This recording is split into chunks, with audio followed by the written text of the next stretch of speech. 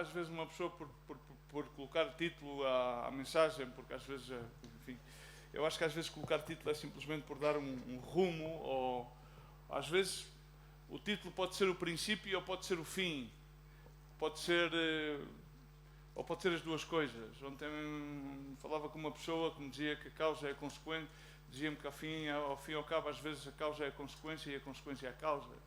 E pode ser que sim, muitas das vezes aquilo que é a causa termina por ser a consequência e aquilo que é a consequência termina por ser a causa. Por isso eu queria dizer: mantém-te à distância, que é o título da mensagem, mantém-te à distância.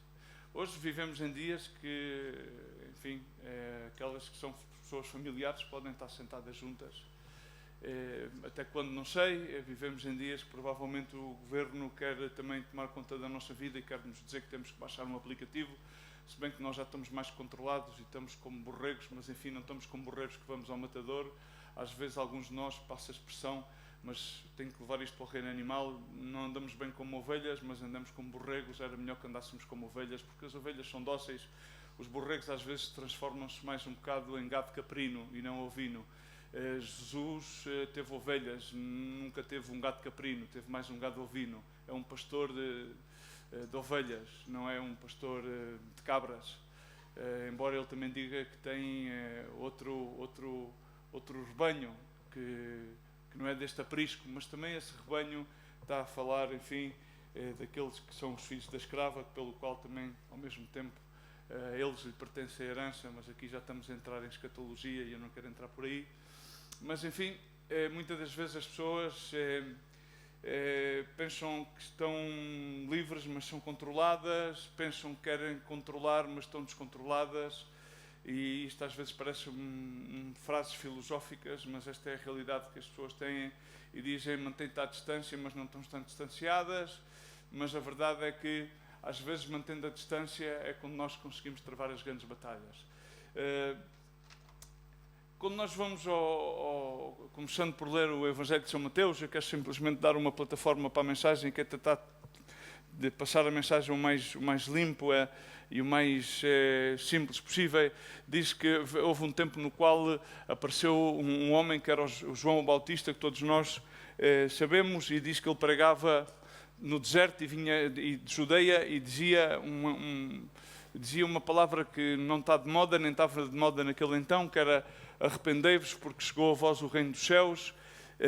E isto era aquilo que tinha sido anunciado pelo profeta Isaías, que dizia: vós que clama no deserto, preparai o caminho do Senhor e endireitai as vossas veredas. Neste mesmo capítulo 3, mais à frente, diz algo muito interessante, porque às vezes as pessoas centram-se simplesmente no arrependei-vos, geração de víboras, porque o reino dos céus chegou a vós, mas vem algo muito mais interessante, porque é aquilo que eu encontro a aplicação para nós, para ti e para mim, e que diz: e vendo ele muitos dos fariseus, diz que muita gente vinha ao bautismo de João, e vinham e batizavam-se nas águas. E diz que via ele muitos dos fariseus e dos saduceus que vinham ao seu bautismo e dizia-lhes: raça de víboras, quem vos ensinou a fugir da ira futura? Se não tens sublinhado isto na tua Bíblia, se não o tens pintado no teu aplicativo do iPhone ou do Android, pinta-o muito bem e começa a meditar nesta frase. Porquê é que continuas a fugir da ira futura ou da ira vindoura, dependendo da versão bíblica? Porque na realidade o que as pessoas fazem é que, independentemente da distância social que possa ou não respeitar-se, independentemente da situação que o gigante do século XXI, no dia de hoje, seja o Covid ou o 19 ou o 20 ou o 21, a fase 1, a fase 2 ou a fase 3, as pessoas continuam, a igreja, porque isto está a falar para pessoas que eram fariseus e saduceus, que eram espertos na lei, que eram pessoas enfim, os fariseus tinham uma linha de pensamento, os saduceus tinham outra linha de pensamento, mas eles tratavam de cumprir a lei dos profetas, a Torá, eles tratavam de cumpri-la à racha-tabla, muitas vezes não tanto como as vertentes evangélicas, que trazem mais vezes, são mais muitas das vezes mais causa de tropeço, e não causa de tropeço no bom sentido, porque ao fim e ao cabo cabo, Jesus Cristo foi a pedra angular, que foi causa de tropeços e continua a ser causa de tropeços. Mas muitas vezes a igreja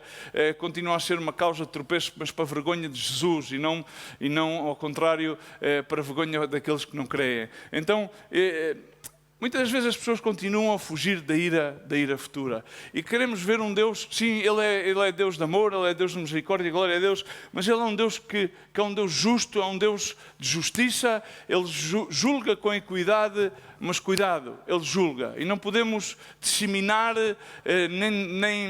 nem pôr em partículas este Deus amoroso, este Pai celestial que quer cobrir-nos com laços de amor, quer trazer-nos do fosso do lodo do pecado à perfeita luz cá em Jesus Cristo e esquecer-nos que há uma vertente do seu carácter, do seu temperamento, da sua natureza que se chama juiz justo e que todos nós teremos que estar diante do trono de justiça.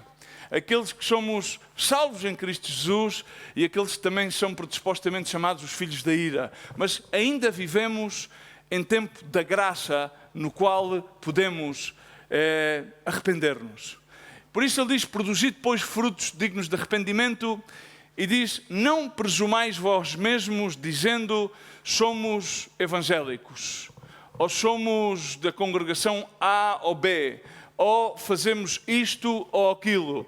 Aqui diz, não presumais vós mesmos de ter por pai Abraão, por ter essa tradição. Porque eu vos digo mesmo destas pedras, Deus pode suscitar Abraão. Eu vos digo de que qualquer coisa, Deus pode suscitar um filho dele. De qualquer coisa, mas Ele decidiu adotar-nos por meio da adoção em Cristo Jesus. E também agora está posto o machado. Esta parte da palavra parece que às vezes damos numa interpretação teológica que não é mais correta. E ele diz agora está posto o machado à raiz das árvores. Não estava a referir-se somente aos fariseus e aos saduceus, senão a todas as árvores que estão injertadas na vid, que é Jesus Cristo, os gentios que somos nós, está posto o machado à raiz por toda a árvore, pois que não produz bom fruto, é cortada e lançada no fogo. E eu em verdade vos batizo com água, e quero enfatizar nesta última parte, eu batizo com água, isto João diz, eu batizo com água, é assim, é bom que vocês comprais as tradições de ser batizado na água, é muito bonito, ok? É muito bonito como professar que somos filhos de Deus. É muito bonito como até pertencermos a algum ministério e servirmos em algum ministério. Isso é muito bonito, é nobre ter boas intenções, mas de boas intenções está o mundo farto e o inferno cheio. E isso é engraçado e é bom. Para o arrependimento é bom para cumprir as normativas, porque é necessário que sejais bautizados, aquele que crê, para que seja salvo, diz a palavra de Deus. Mas é engraçado é que aquele homem que estava na cruz não foi batizado, mas no entanto, naquele mesmo dia esteve com Jesus no paraíso. Significa não cumpriu o mandamento. Mas Deus é o Deus soberano e o Deus da graça, que Ele tem misericórdia de quem quer ter misericórdia e não tem de quem não quer ter. Estamos cá? Aí porque é que acontece isto a fulanito tal e a mim não me acontece? Deus tem misericórdia de quem quer ter misericórdia e não tem de quem não quer ter. Deus aplica a justiça a quem quer aplicar, no momento em que quer aplicar e no tempo que quer aplicar, e não aplica a quem não quer aplicar. Mas a seu tempo, a sua justiça equitativa será aplicada, porque Ele é um juiz justo. Então, diz que bautizem a água para arrependimento, mas aquele que vem após de mim, e agora vamos enquadrar-nos na figura de Jesus, João começa a dizer, o meu batismo é um batismo, que é necessário. Que vocês comprais certas e determinadas coisas, é necessário. É determinante, ou seja, é o básico do abecedário. É o B e A, B, o A, E, I, O, U, que nos ensinavam quando éramos pequeninos. A, E, I, O, U, as vogais e essas coisas todas. Mas agora há uma coisa muito mais importante que é esta. Aquele que vem depois de mim é mais poderoso do que eu. Ele diz, é mais poderoso, muito mais poderoso. Ou seja, eu não sou nada comparado com Ele, cujas alparcas eu não sou digno sequer de calçar. Ele diz comigo, Ele vos bautizará com Espírito Santo e com Alguém pode repetir comigo? Ok, porque provavelmente se não repetiste comigo, eu presumo que tu não estás batizado nem no Espírito Santo e se calhar muito menos no fogo. Porque o Espírito Santo é aquilo que nos equipa, porque muitos são chamados, mas poucos são escolhidos. E o Espírito Santo é aquilo que depois de ser chamado, és equipado e depois pode ser enviado. E o fogo é aquilo que é a operação do Espírito Santo, da dunamis, do poder de Deus em nós, que nos santifica. O processo da santificação não é algo que se memoriza, é o fogo de Deus que vai queimando nas nossas entranhas as nossas atitudes e nos vai fazendo cada vez mais santos em Cristo Jesus. Não é uma operação de disciplina pessoal. Eu vou-me disciplinar, não, porque Ele deu-nos um espírito que é um espírito de poder, amor e mente sã. Traduzida do grego é correta, mente moderada, domínio próprio, mente sã. E aquilo que se vê mais ou menos é exatamente, mantém-te afastado, que há muita gente que não tem a mente sã. Tem a mente, chamo-lhe eu, mente capta. É mente atada, mente cativada por tudo, mas menos pelo amor de Cristo. Em sua mão tem a pá, e Ele limpará a sua eira, recolherá no celeiro o seu trigo e queimará a palha com fogo que nunca se apagará. Amém? Senhor, Tu plantaste boa semente no campo, mas subitamente vejo que cresce com o trigo joio. O que é que queres que façamos? Isto é, vamos e cortamos, e o Senhor diz, não. Deixa que cresçam juntos. Deixa que, porque Ele a seu tempo virá com a pá para limpar a sua eira, e então agarrará no joio e tirará, e Ele mesmo queimará o joio, queimará a palha e evidenciará o trigo, os filhos santificados, cheios do bautismo do Espírito Santo e do fogo, que foi o processo. Assim, muitos procuram, estão em igrejas para cumprirem tradição, para cumprirem, ou afagar, ou limpar as suas próprias consciências, mas não atuam em consequência. Porque uma coisa é limpar a consciência, outra coisa é atuar em consequência. Eu compartilhei com os irmãos esta semana na reunião e dizia-lhes um verso que eu não gosto nada de ler em português. Gosto de ler na Bíblia, no qual eu conheci um Jesus que falava castelhano e que dizia assim na Reina Valera, diz, e naquele dia os será quitada de tu servis el yugo y toda la carga será quebrada a causa de la unción. E a Bíblia portuguesa diz, naquele dia a sua carga será tirada do seu ombro e o seu jugo do teu pescoço e o jugo será quebrado por causa da gordura. Bom, alguns... Eu já tive em tempos em que precisava de queimar muito mais gordura. Agora preciso queimar alguma, já não entendo. Mas a gordura é unção. E a unção é o poder do Espírito. Acho que está por ali, não é? Okay, mas aqui, olha, qual é que é esta versão bíblica? Porque eu tenho a revista e corrigida e a Almeida atualizada ainda diz, acho que ainda diz a causa da gordura. Aquela já diz a causa da unção. Qual é que é a versão bíblica esta? Só por curiosidade, a revista, mas a minha dá-me da gordura. Aqui dá-me da gordura. Então, a causa da unção. Significa que precisamos, na realidade, do poder do Espírito Santo para que nos sejam retirados os jugos.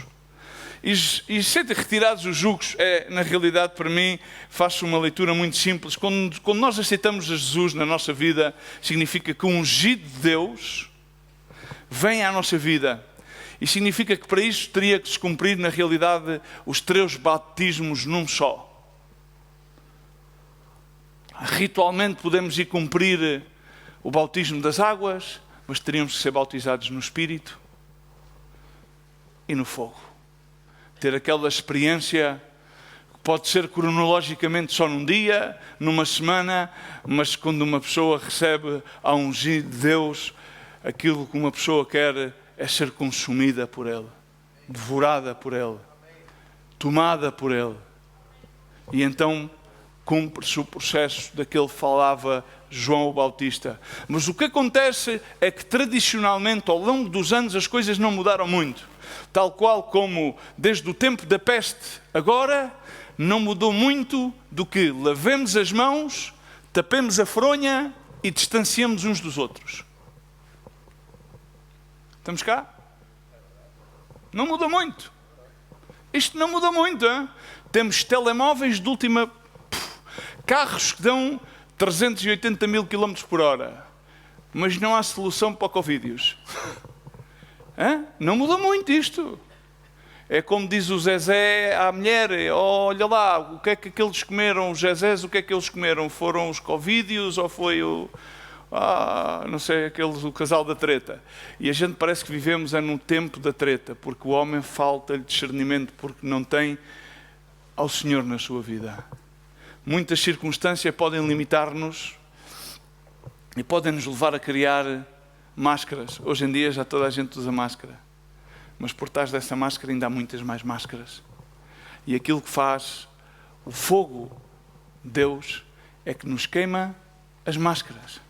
E as máscaras são exatamente a hipocrisia que utilizavam os fariseus e os saduceus.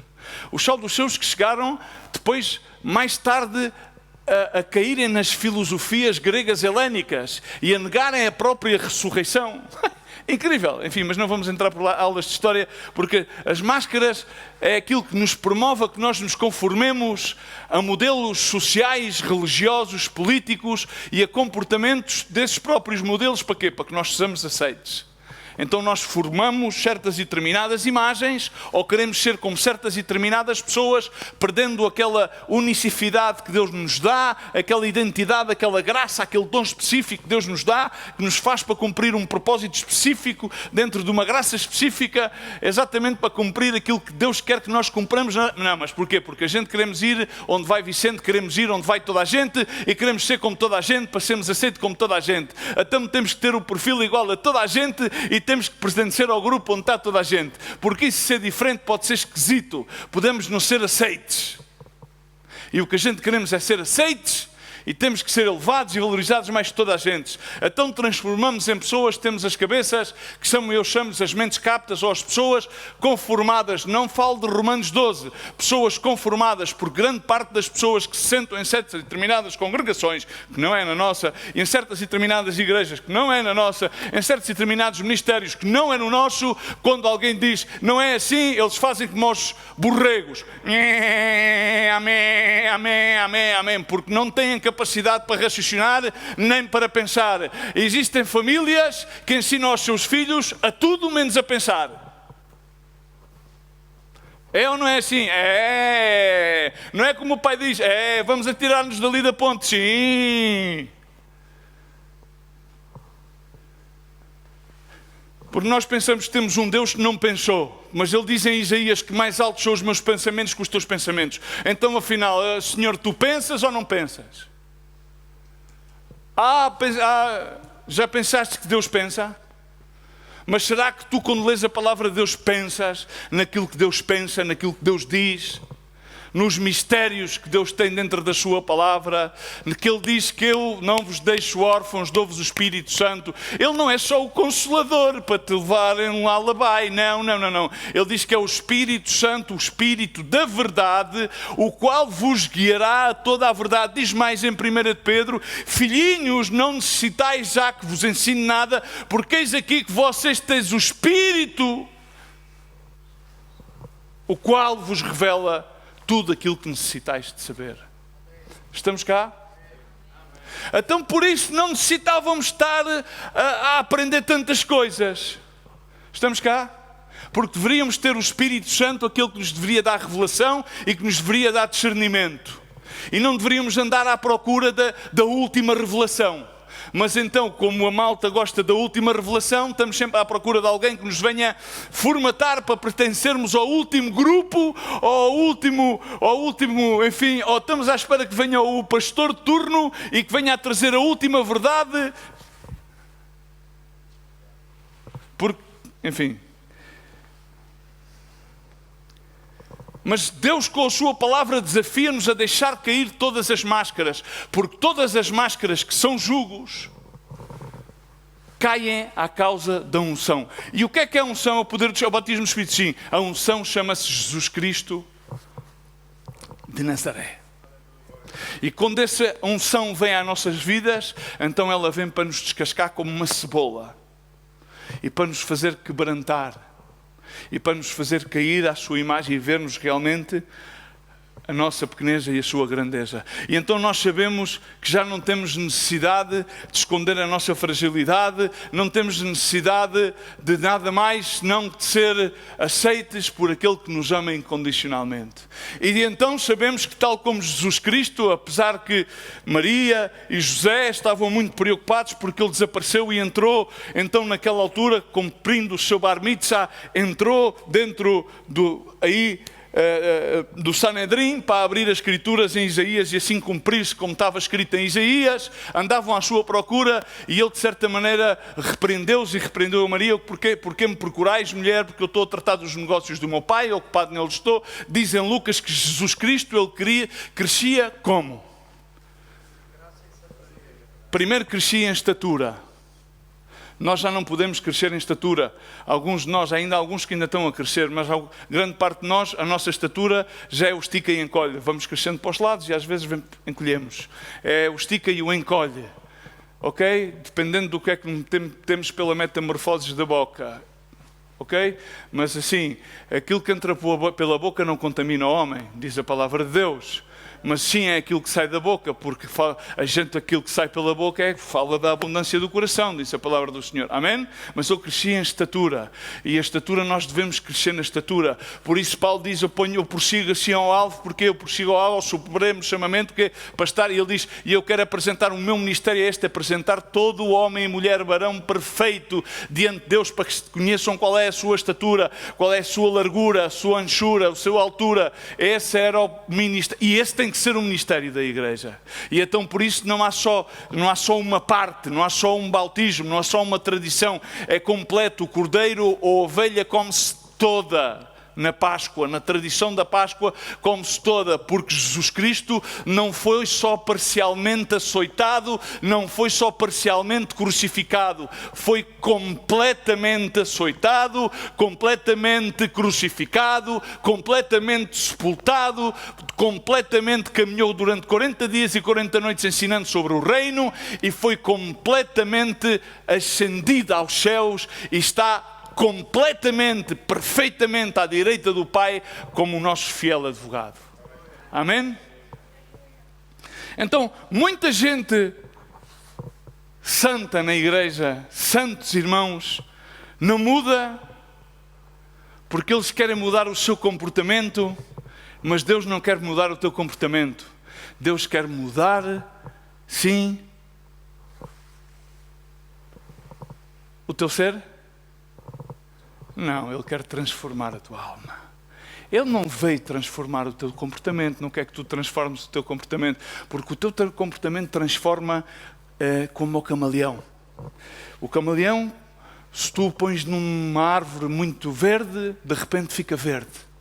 Se pões numa árvore castanha, fica castanho. Estamos cá? Estamos cá? E assim somos muitos de nós. Se vamos a uma igreja bautista, viramos bautistas. Se vamos a uma pentecostais, viramos pentecostal. E se vamos a uma neopentecostal, que eles ladram, de repente, passado 2 ou 3 meses, começamos a ladrar. Experimenta. Experimenta e vê. Ou se alguém de repente diz para tu ladrar, se calhar é capaz de começar a ladrar. Eu já vi tudo. Deus procura a transformação da tua alma. Mas no meio destas coisas todas há uma coisa que se chama os desafios e aquelas coisas que se chamam os gigantes. E eu tenho que sempre ir à mesma história, que é a maior história de gigantes que existe na Bíblia, que é a história de David. E David...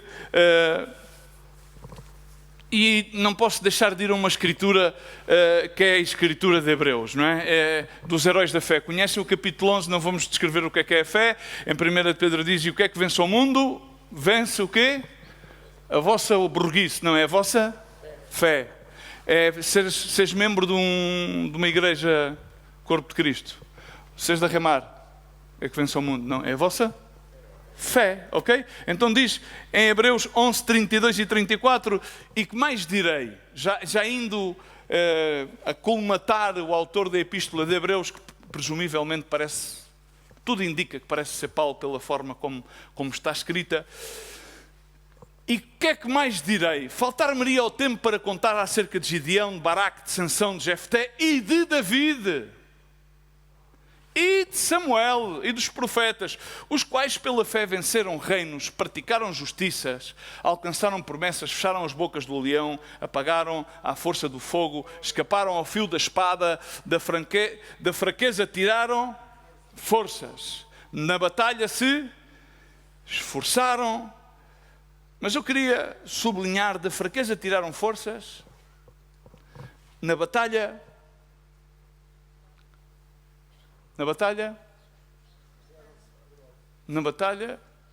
se esforçaram, fizeram-se poderosos, puseram em fugida os exércitos dos estranhos. Vamos ficar aqui, não vamos continuar a ler, ok? E vamos, sublinha aqui, fraqueza tiraram forças, na batalha tornaram-se poderosos, porque eram fracos, não tinham vontade de lutar, mas lutaram. Provavelmente não acreditavam que eram capazes de pôr em fuga os exércitos alheios, mas determinantemente foram e lutaram. David é mencionado sempre como o rei da graça. Ele é o rei. Jesus Cristo vem da linhagem da casa de David. Jesus, filho de David, tem misericórdia de mim. Ele tinha um coração como o do Senhor. É um dos maiores reis, mas ao mesmo tempo um dos maiores pecadores. Estamos cá? Ok? Um dos maiores reis, ao mesmo tempo um dos maiores pecadores. Este homem cheio de graça era um homem que teve uma atitude tremenda. Eu quero dizer-te uma coisa simples, para que tu comeces, se quiseres tomar nota, tomas nota. É uma coisa muito simples, é assim: todos temos gigantes que temos que enfrentar. Gigantes, este do Covid é genérico, toca-lhe a toda a gente, está bem. E temos gigantes que são gigantes invisíveis, que são aqueles que estão por dentro de nós, grande parte deles criamos os nós, ok?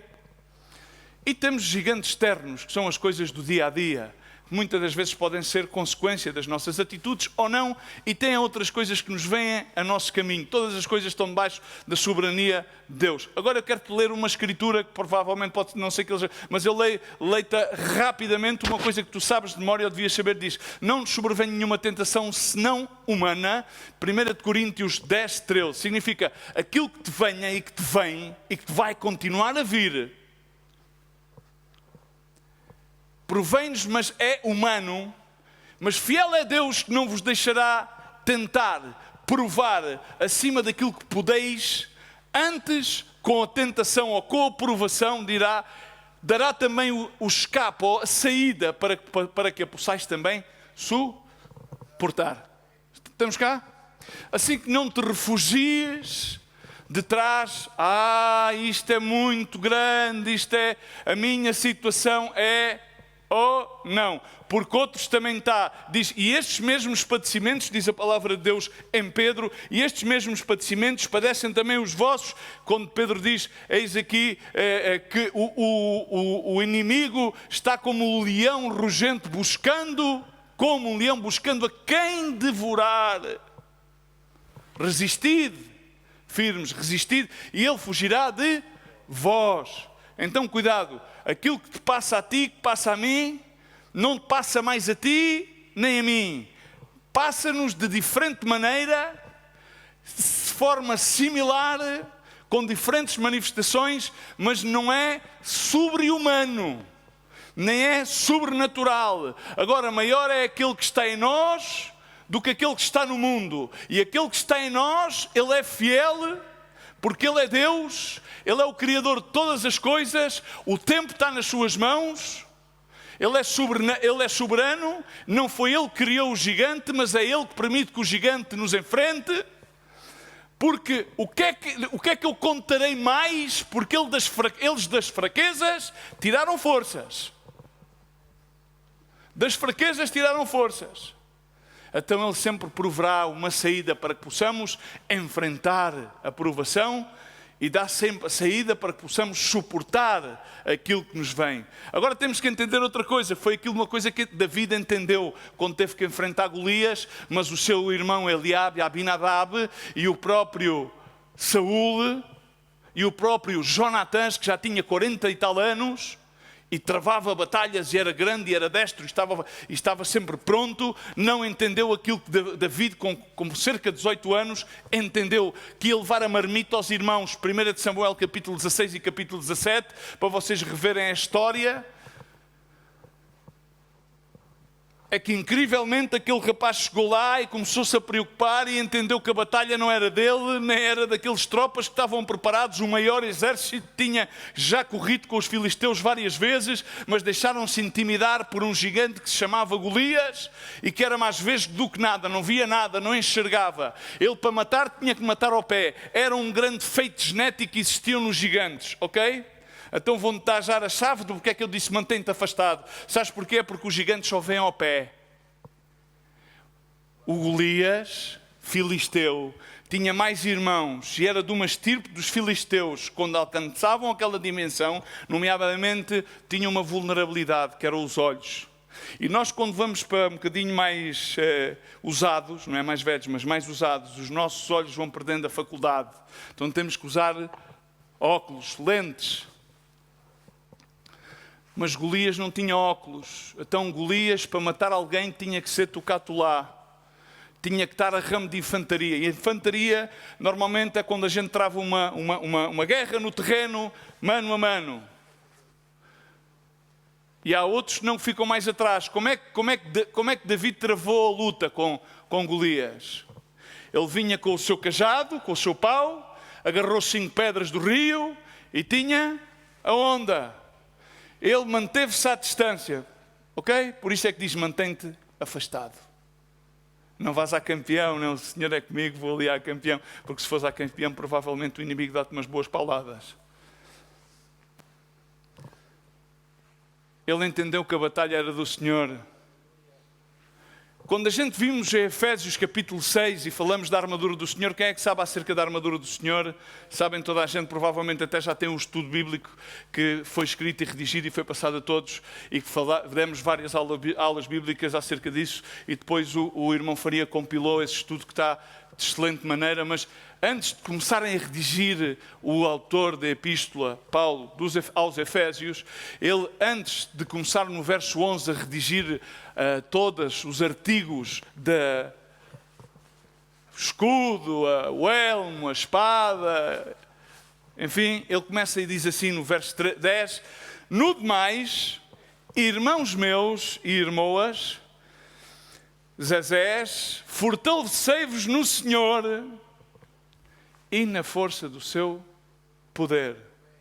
Da fraqueza tiraram forças, na batalha se fizeram poderosos e os exércitos fugiram deles. Estamos cá?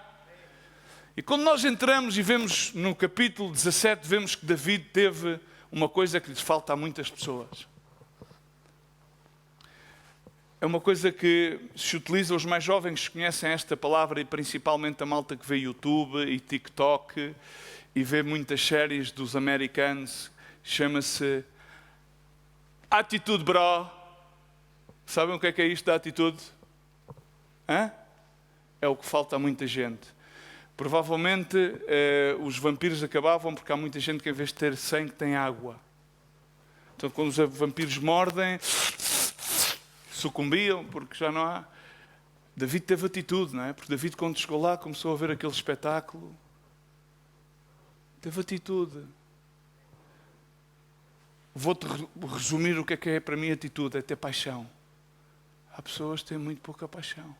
Ou então têm uma paixão fulminante, que é aquelas paixões de jovens, não é? Não sei se te lembravas quando eras jovem, uma pessoa quando era jovem via uma rapariga e apaixonava-se. Ficavas 2 ou 3 dias sem dormir, vias-a no liceu e... não, querias lhe dizer qualquer coisa e não conseguias dizer nada. E os teus amigos metiam-se contigo, vai lá, diz lá qualquer coisa. E tu ias, ficavas com vergonha. Mas a questão é depois de passado 2 ou 3 semanas, passava-te a paixão, porque depois passava outra rapariga e... Outra paixão. Era fulminante, é por isso que diz as paixões juvenis, como diz a palavra de Deus.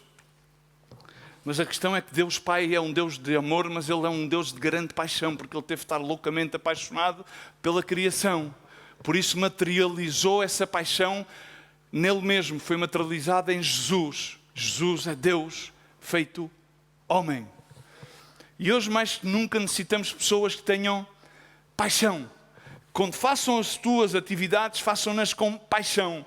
Agora, pessoas com paixão, com uma atitude, para mim é pessoas com atitude, eles realizam as pequenas missões com um espírito dedicado, diligente.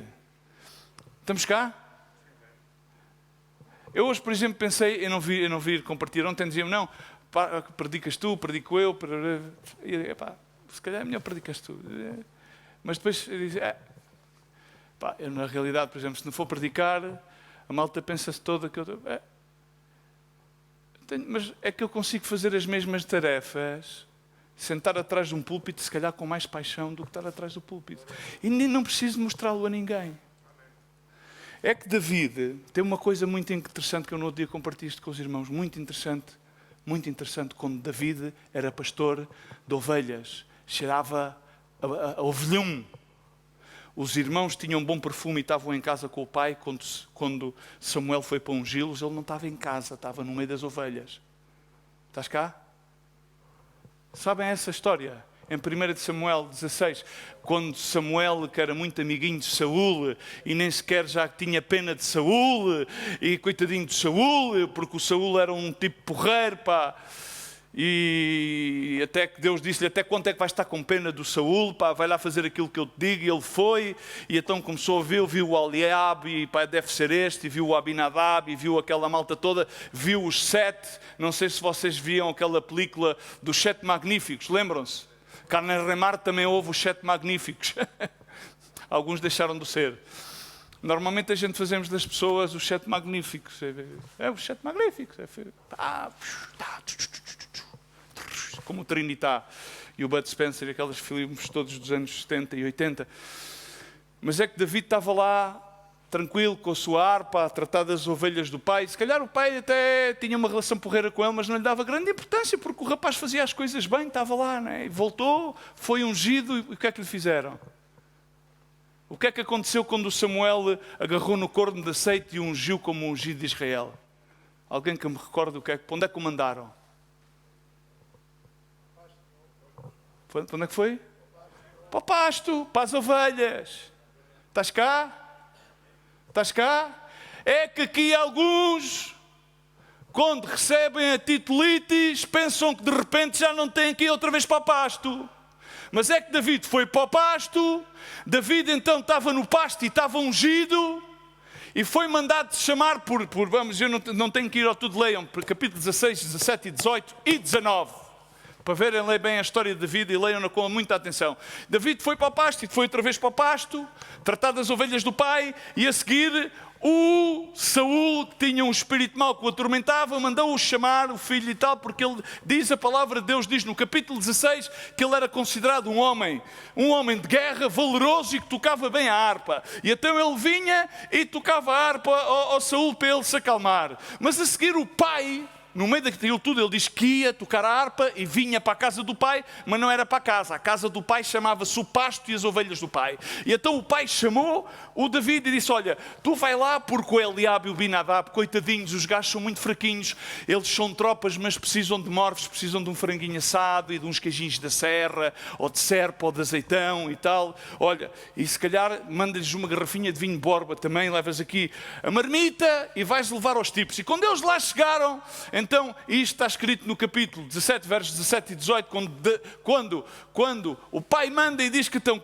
quando David agarrou naquilo para levar aos irmãos, ele chegou lá, David não tinha nem a mínima ideia do que é que se ia encontrar. O rapaz, que era já ungido, já tinha título de ungido, tinha unção, estão cá todos, ele era ungido, tinha unção, diz comigo unção. Significa que ele já tinha passado a fase da água e a fase de tudo, porque diz que desde o momento que Samuel entornou sobre ele o corno do azeite, diz que o Espírito do Senhor se apoderou de David. Ele estava cheio, transbordava. E então aí vai ele, mas ele nem tinha a mínima ideia. Ele ia confiar tranquilamente a cumprir o quê? É que há muitos, quando são ungidos, já pensam que não têm que cumprir nada. Isso que diz, a mim dizer-me o que é que eu tenho que fazer. Não, pai, eu sou ungido. Mas lá foi ele a cumprir, a mostrar, simplesmente a fazer aquilo que o pai... E quando lá chegou, obedecendo ao seu pai, ia ele cedo pela montanha, fazer aquilo que tinha a fazer, entregar as... Então, aquilo que ele entendeu foi outra coisa. É que ele era tão apaixonado, e vamos ver aqui uma dualidade na vida de David. É que a paixão também deve ser comedida. Sabes porquê? Quando a gente nos apaixonamos tanto e isso nos cria uma força, essa força pode se tornar numa fraqueza dupla. E foi o que aconteceu. Porque essa mesma paixão ele teve-a, mas também a teve quando se parou depois mais à frente na sua carreira como rei de Israel. E então era tão apaixonado que se apaixonou pela mulher errada. Estamos cá? E aquilo deu mau resultado. Então cuidado, porque a força da paixão pode se tornar como uma fraqueza dupla. Da mesma maneira que de uma fraqueza tu podes tirar força, de uma força tu podes encontrar uma grande fraqueza. Era aquilo que acontecia com Golias. Golias era um tipo do caracol, mas ele também tinha uma grande fraqueza. É que enxergava muito mal, muito mal. Mas também há outra coisa, é que as pessoas apaixonadas, tal como aconteceu com David, enquanto os outros tinham todos medo, não, David teve uma coisa muito importante. Ele tomou uma intimidação como um convite a manifestar o poder de Deus. E o que acontece é que grande parte das pessoas hoje em dia sentem-se intimidadas por tudo e por nada. Mas vamos orar. Isso é aquilo que se ouve mais. Temos esta situação para resolver. E então, como a gente somos muito espirituais, a gente moderadamente dizemos assim: irmão, o que a gente vai fazer é uma cadeia de jejum e oração para ver como é que o Senhor nos dá a guia. Mas David teve logo a guia. Estamos cá? Porque para ele uma intimidação ao seu Deus não era uma opção para se estancar e orar, se não era uma opção para manifestar a glória do Deus que servia. Porque uma pessoa apaixonada vai lutar até terminar a batalha. Não deixa a batalha à meia, nem para orar. Sabes porquê? Porque tu podes lutar a orar.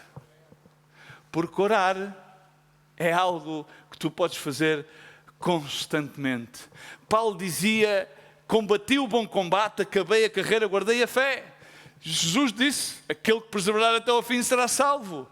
Em Efésios 6:11 diz: revestiu-os depois de toda a armadura de Deus para poderes permaneceres firmes contra todas as ciladas do diabo. Tiago 4:7 diz: sujeitai-vos pois a Deus, resistir ao diabo e ele fugirá de vós. Agora, ele abordou, toda a gente sabe como é que ele abordou este gigante que ninguém era capaz de abordar. A questão é que ele faz, qual é que é a pergunta? O que é que eles vão dar a quem enfrentar? O rei prometeu que lhe daria a mão da filha em casamento. Já viste casares com a filha do rei? Já viste? Casares com a neta, com a família real, com o do Palácio de Buckingham, ou com o Museu del Prado, porque também há famílias reais. Portugal é que já não tem, coitadinhos, já estamos um bocado. Mas a primeira coisa que David tem que enfrentar, eu não sei tu, mas eu enfrento muito isso. Estou habituado já. Como dizia um irmão meu, com o qual tenho alguma intimidade e amizade, graças a Deus, porque ainda existe amizade. Quando Eliabe o viu chegar, Eliabe era irmão de David, recordam-se? Eu tenho 4 filhos, são todos homens. Não são 7, são 4. Há famílias grandes, têm filhos, têm filhas. diz que quando ouviu falar com os homens, diz, acendeu-se a ira em Eliabe. Ficou chateado, porque viu David a falar com os homens do rei, a perguntar. E fez-lhe a seguinte pergunta. Eu sei que tu não pensas assim, nem fazes essa pergunta, nem nunca mais fazer. Porquê é que descestes até aqui? A quem é que deixastes aquelas poucas ovelhas? Eu não sei se Jessé tinha muitas ou poucas, mas vejam bem aquilo que chegou Eliabe, tão perturbado porque viu David. Agora, Eliabe, porquê é que Eliabe reage assim? Pensemos. Eu posso demorar mais 5 minutos, mais 10, mais 15 ou mais 1 hora. Porquê é que Eliabe reage assim? Daquela gente toda que estava ali naquela frente de batalha, quem é que sabia que David tinha sido ungido? Estavam lá 2 irmãos, Eliabe e Abinadab. Quem é que era o mais velho? Eliabe. Quem é que, por supostamente, pelo entendimento do profeta homem Samuel, era para ser o escolhido? Eliabe. Estamos cá? Isto passa nas minhas famílias. Até passou na destes. E Eliabe encendeu-se tu. E o que é que ele fez? Ele acusou-o e diz, eu conheço a tua presunção. Eu não sei se já viveste isto entre irmãos, que a primeira palavra que têm para ti é eu conheço a tua presunção. Eu não sei se tu já tivestes, eu às vezes tenho que enfrentar isto como pastor, ter que ministrar a alguém, a primeira coisa que me diz, eu sei que tu o que me queres fazer é fazeres a folha. Já tive que ouvir destas e tragar destas, com manteiga, sem manteiga, com sapo, sem sapo, tantas, portadas nas caras, para não dizer outra palavra um bocado mais popular, que também não é má palavra, e muitas outras coisas. Mas isto é o que há, minha frente. A primeira coisa que sofreu David no caminho da determinação para vencer o seu gigante com os seus irmãos, tão preparados para a batalha e tão cheios de, enfim, experiência, e ele inexperiente, porque a única coisa que ele tinha vencido era um urso e um leão e sabia tocar a harpa, sabia ter intimidade com Deus. Foi a acusação. Mas a palavra de Deus diz, tirad de vós, de meio de vós, o dedo acusador, porque tal é o diabo. Porque essa é a primeira ferramenta cá entre os irmãos, é a acusação. E Eliabe acusava como mais 500 paus, simplesmente porque tinha, e dentre vós retirai as invejas amargas. Pedis e não recebis, porque pedis, sem saber, porque entre vós há contendas, há isto. Conhecem estas escrituras? Não vou continuar. Eu conheço a tua presunção e a maldade cá no teu coração, porque tens maldade no teu coração, estás a ouvir, ó David? E como é que David lhe responde? Dê-me só mais um minutinho. Como é que David lhe responde? Ajudem-me aqui, irmãos, pastores. Temos aqui uma data de pastores. Como é que David responde, ou como é que tu, irmão, respondes a uma situação destas? Repara que David é um ungido de Deus. Como é que tu respondes a uma situação destas? Como é que lhe respondes? Ele é ungido, ele tem, a partir de um ungido tem o quê? Aquilo que se utiliza muito na nossa gíria. Eu tenho autoridade, pá. O que é que manda sou eu, pá. Não sei se conhece este tipo de palavra, a autoridade, os rangos, o general. Utilizam a gíria, mas não praticam o princípio. O que é que faz David? Toda a gente conhece a história. David ouve isto e diz, ó Eliabe, mete no teu lugar, pá, porque aqui quem manda sou eu, pá, eu é que sou ungido, meu. Como é que lhe responde?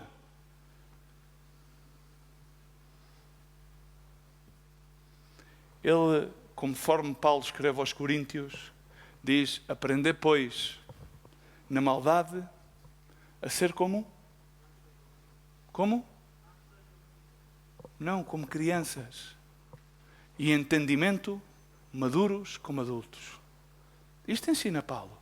E David responde-lhe mansamente e calmamente lhe vira as costas e continua o seu caminho, direito à próxima etapa da sua vida. Entre as crianças e entre os irmãos, muitas vezes, há sempre assim. Agora é normal que o inimigo tenha uma acusação contra ti. E vai sempre tratar de acusar-te. Vai sempre tratar de frear-te. Mas repara bem que Paulo diz isto aos Coríntios, capítulo 2, versos 10 e 11. A quem perdoardes alguma coisa, também eu, porque eu também perdoei. Se é que tenho perdoado, por amor de vós o fiz, na presença de Cristo, para que não sejamos vencidos por Satanás, porque nunca não podemos ignorar, nenhum dos seus ardis. Paulo, pela igreja de Corinto, continuamente punham em causa o seu ministério. E Paulo jamais respondeu mal àqueles que tinha debaixo da sua autoridade. Sofria a afronta. David sofreu a acusação e calmamente não lhe prestou muita atenção e perdoou o seu irmão e continuou. E é uma boa razão perdoar. Para quê? Para que não deixemos, agora cuidado, porque há muita gente ressentida. E quando nós abrimos o coração ao ressentimento, abrimos passo ao diabo. Eu podia se irritar, mas não o fez. David sabia que não era de Eliabe a decisão se ele iria ou não lutar contra Elias. David sabia que não era Eliabe que estava a falar com ele. Jesus sabia que não era Pedro que lhe estava a dizer: não, Senhor, eu morro por ti, eu faço tudo por ti. Por isso ele diz: afasta-te de mim, mantém-te afastado de mim, Satanás, repreende-te, Satanás. Algumas vezes disse isto a alguma pessoa e ficou escandalizada. Não quero falar contigo, quero falar com o supervisor. Fala com o supervisor, com a supervisora, com quem tu quiseres. Se calhar o melhor é falar com Deus, a ver se Deus te responde. Porque às vezes Deus não te responde porque Ele faz ouvido moco, Ele faz ouvidos surdos. Mas tende por entendido que o diabo vai-te sempre esfregar as coisas na tua cara. Ele vai-te acusar. Mas o mais triste é quando os irmãos te vêm a acusar. Aí, irmão, vais ter que ter paixão para prosseguir, amor para perdoar e temperança para deixar passar. É terrível. E a seguir chegamos ao próximo enfrentamento de David. Recordemos que ele tocava a harpa e a seguir ele vai ter com Saúl. E encontramos a Saúl com David à frente. E o que é que Saúl faz? Diz: ainda bem que temos aqui um valente. Aquele mesmo Saúl que recebe uma mensagem de alguém que lhe diz que David é valente, tem um aspecto franzino e sabe tocar a harpa. Esse mesmo rei que tinha ouvido essa mensagem e que tinha já ouvido David a tocar, olha para ele e diz: tu vais lutar contra Golias? O que é que ele fez? Menosprezou. Esta é outra coisa que vais ter que enfrentar continuamente antes de enfrentar os gigantes da tua vida. É o menosprezo e é o rebaixamento. Isto é uma coisa que eu digo de coração: nunca desprezes e nunca menosprezes a ninguém. Nunca. Porque segundo a palavra de Deus diz que Ele chamou o vil e o menosprezado deste mundo. E o vil e o menosprezado deste mundo não sou só eu nem tu, serão muitas mais pessoas. Não tenhas a ti em mais alto conceito que aos demais. Cuidado. Cuidado. Cuidado. Aquele que não era para ser aquele que era. Podem subir os irmãos que eu já termino. E então Saúl, David teve o argumento e David dá-lhe o argumento apaixonadamente com uma atitude determinada e diz: não. O Senhor Jeová, o meu Deus, Ele esteve comigo. Ele entregou-me o urso e o leão. E eu sei que Ele é esse incircunciso, esse filisteu, Ele vai entregar-me nas minhas mãos. Ainda no meio daquilo tudo, daquele rebaixamento, o que é que acontece? David recebe a mensagem em que diz o rei: tu não poderás, porque ainda és moço.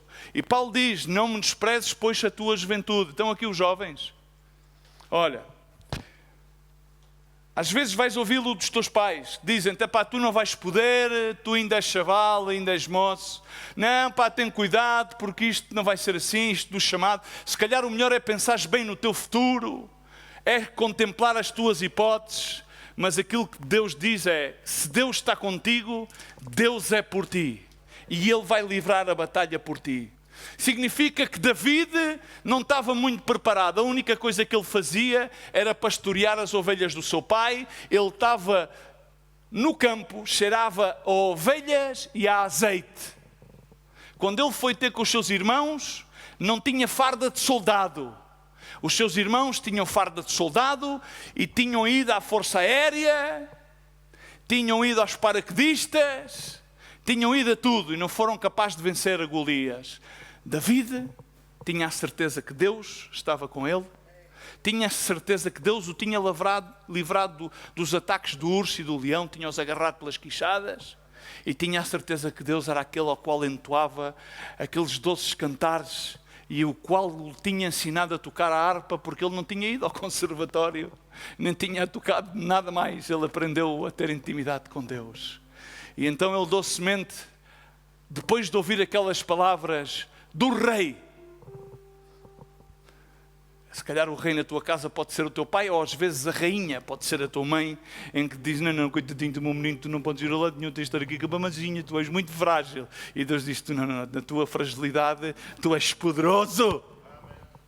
A tua fragilidade, eu vou fazer dela um grande poder.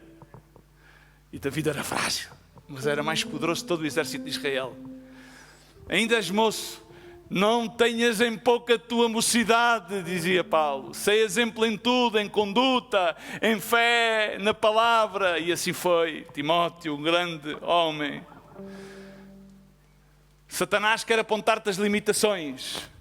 Deus quer tirar as barreiras das limitações e abrir-te as portas às milagrosas opções que Ele tem para ti. Então David disse, não, David, o teu servo, irá e derrotará o filisteu, porque ele está a afrontar o Deus Jeová, Jeová dos exércitos, o Deus grandioso de Israel. Eu não estou preocupado, olha, basicamente o que David estava a dizer, olha, eu não estou preocupado nem contigo, Saúl, que és o rei de Israel, eu não estou preocupado, sabes uma coisa, nem com o teu exércitozinho, que são os brinquedos que aqui estão, no fundo ele teria a pensar assim, o que eu estou preocupado é com a afronta ao meu Deus, ó Deus que eu louvo, ó Deus que me acompanhou sempre, mesmo quando o meu pai me tinha lá, e eu amo o meu pai, mas eu estava lá com as ovelhas do meu pai, porque as ovelhas do meu pai tinham um grande valor, eles davam-me queijo, elas davam-nos a pele para nos cobrirmos, elas davam-nos a lã, tinham um grande valor para a nossa família. Os outros, sim, eu não tenho nada contra eles, eles foram formados soldados, mas o Deus de Israel capacitou-me para derrotar. Então ele foi lá, ele seguiu.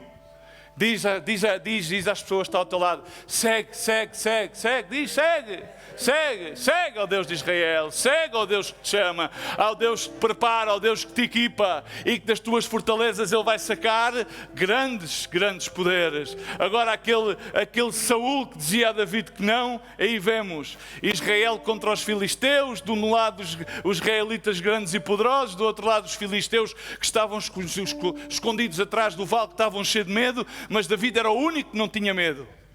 Era o único que tinha uma atitude de segurança determinada, que Deus estava com ele. Agarra as 5 pedras e levava um cajado, e então vai o gigante e diz, tu, fedelho, vens para mim com um pau e com pedras, a tratar de o provocar. Vem lá para mim, vem. Sabem como é que é aquelas coisas da luta, não é? Ai, tu queres andar, então bora lá para fora. Não sabem como é que é? Bora lá para fora, bora lá ver, a ver quem é homem. E estava assim o Golias daquele lado, porque para a fraqueza do Golias era à vista, conforme eu tinha dito. E David avançou uns passos, mas não caiu na trampa do inimigo. E seguramente ele manteve-se ali com o seu pá, ali com a sua vara de pastor, e agarrou na onda, e mantendo-se ao longe, porque já não se podia aproximar bem. Como é que ele soube isto? Coisas ocultas tem preparadas o Senhor para revelar àqueles que o amam. David sabia que não podia lutar mano a mano. David sabia que não estava preparada. Alguma revelação divina Deus teve que lhe dar. Porquê é que David fez aquilo? Porquê é que Deus permite que venham grandes batalhas à tua vida? Aquilo que David disse: hoje mesmo, o Senhor, Deus de Israel, te entregará para que toda a gente saiba que há um Deus. Como é que as pessoas vão saber que tu serves a um Deus se tu não travas uma única batalha no qual tens uma vitória? Como é que os demais vão saber que há um Deus a quem tu serves? Se tu estás na bancada a ver o jogo, como é que tu vais comprovar as vitórias de um Deus que ganhou na cruz se tu estás na bancada a ver o Sporting Porto e nunca jogaste à bola? És treinador de bancada. Como é que tu vais fazer? Como é que vocês vão fazer, nova geração? Treinadores do YouTube? Treinadores do Netflix? Treinadores que estão na bancada, que não saem ao terreno a receber o golpe, que não perseveram no terreno, que não caminham a milha extra? David disse: hoje mesmo, Israel, todo o povo israelita que invoca Jeová dos exércitos, hoje vai saber que há um Deus, porque hoje mesmo Jeová dos exércitos te vai entregar. Ele agarrou na onda, agarrou uma só pedra e desde longe, mantém-te afastado, afasta-te, porque ele desde longe, com a sua habilidade e com o seu dom, ele agarrou desde o fundo, vai e tal, e cravou-lhe mesmo assim. Então agora vou-te dizer uma coisa: o inimigo vai-te sempre poder acusar e recordar-te de muitas coisas. Muitas coisas. Vai-te poder rebaixar. Podem-te acusar dentro da casa, dentro do teu próprio lar, a tua própria família. Pode-te minimizar, de dizer que tu não és capaz. Podem vir outros que te venham provocar. Não. O inimigo pode ser grande, pode intimidar-te.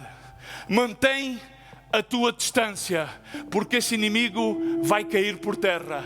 E hoje mesmo Deus vai se manifestar e toda a gente vai saber que há um Deus que está contigo.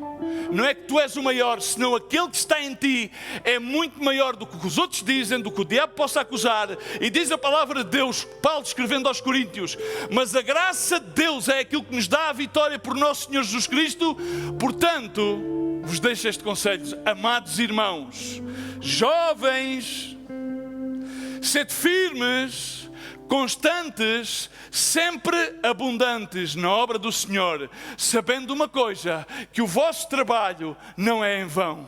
O vosso trabalho não é em vão. Mas não fiques de espectador, não fiques a viver das glórias do passado, não fiques a viver das glórias que nós contamos que aconteceram, porque coisas maiores fará Deus, porque a glória prostreira desta casa será muito maior do que aquela que foi no passado. Deus fará coisas maravilhosas. Agora Deus continua à espera e a chamar, porque diz a palavra de Deus em Eclesiastes, levantemos e louvemos ao Senhor para terminar, que oportunidade e ocasião vem a todos, mas não é daquele que corre a alcançar o prémio, não é daquele que negocia fechar um negócio, mas é daquele que agarra a oportunidade. Tu agarras a oportunidade? És tu que queres ser um David? És tu que estás disposto a enfrentar os gigantes? És tu que estás disposto? Muitas mais coisas podia dizer acerca da história de David. A mesma espada que estava disposta para cortar a cabeça de David foi usada por David para cortar a cabeça de Golias. E aquela mesma espada, deixa isto para outra ocasião, quando fala acerca de atitudes, ele guardou-a e ficou nas suas capas e guardou ao sacerdote. Um dia mais tarde, numa batalha contra Abimeleque, David vai ao sacerdote e pede-lhe: tens alguma arma? E aquela mesma espada que um dia foi uma arma de arremesso, e a que o diabo quer utilizar como uma arma de arremesso, as armas que o diabo quer utilizar contra ti numa arma de arremesso, quando tu tens a vitória sobre o diabo, essas mesmas ferramentas, tu vais usá-las para vencer contra o território do inimigo, porque assim fez David. Amém? Fecha os teus olhos e vamos orar.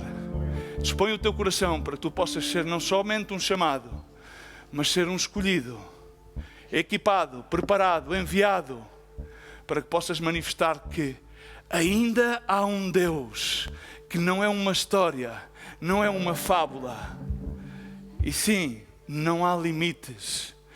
Tudo é possível àquele que crê. Pai, no nome de Jesus, podem haver acusações, intimidações, Senhor. Pode haver também limitações, Senhor. Às vezes pode haver conjuntos de emoções. Podemos querer criar máscaras, defesas, Senhor. Mas tudo cai por terra porque Tu nos chamaste. E quando Tu nos chamas, Tu vens com o Teu poder, Senhor. O Teu poder, meu Deus, é devastador, Senhor. Tu nos inundas com essa unção poderosa, maravilhosa, Senhor. Tu fazes, meu Deus, estar nus diante da Tua presença. E conforme David dançava à entrada, Senhor, da cidade, Senhor, ele dançava, ele bailava e dançava, estando nu diante da Tua presença. A sua esposa, Senhor, vestiu da mesma maneira que o seu pai também o fez. Muitas das vezes são os nossos próprios irmãos, os nossos próprios familiares que nos querem minimizar, Senhor. Mas diante de Ti, meu Deus, Tu, Senhor, das nossas fraquezas sacas fortalezas, meu Deus. Senhor, que mais diremos, meu Deus? Senhor, que Tu nos levas à batalha, para que exércitos possam fugir por diante, porque é o Teu nome, meu Deus, que é exaltado. Assim que, Pai, no nome de Jesus, eu peço pelo nosso povo, meu Deus, que não seja intimidado, mas, meu Deus, tenhamos uma atitude de paixão, Senhor, e essa paixão seja uma paixão moderada pelo poder do Teu Espírito, meu Deus, e possamos vingar, meu Deus, o Teu nome, Pai, no nome de Jesus. Saibamos perdoar, Senhor, aqueles que estão à nossa volta, Senhor, canalizar a Tua força, sabendo que o nosso trabalho, meu Deus, em Ti não é em vão, Senhor, e que apaixonemos cada vez mais pela causa do Evangelho, porque muitas vidas, muitas almas há para serem transformadas, Senhor. Não queremos estar formatados, muito menos conformados, Senhor, mas sempre desafiados a dar um passo mais além, Senhor, a tomar, Senhor, mantendo-nos afastados, mantendo-nos perfeitamente afastados das vanglórias deste mundo, para poder comprovar que há um rei que é o Rei de Israel, há um nome que é sobre todo o nome, ao qual todo o joelho se dobrará e toda a língua confessará, e esse é o nome de Jesus, o qual queremos entoar em alto. Ele reina, Ele vive, Ele governa, Ele desbarata os gigantes, Ele desbarata os nossos pensamentos, Ele esquadrinha o nosso coração, e a Sua palavra nos impele, Ele impele-nos à batalha, porque Ele vive, Ele reina por sempre e sempre. Assim que no nome de Jesus Cristo, Senhor, adiestra-nos para lutar a batalha, Senhor. Prepara-nos, não nos permitas ficar nas bancadas, Senhor. Não queremos ser treinadores de bancadas, queremos sair a lutar contigo e provar que há um Deus que vive, Senhor. Levanta e prepara estas novas gerações que saiam, Senhor, da morbidade, Senhor, da bancada, e venham ver a ação que há no campo da batalha, onde Tu continuas a ser Jeová dos exércitos, no nome de Jesus. Amém e amém. Que Deus te abençoe e que te anime para a batalha, no nome de Jesus.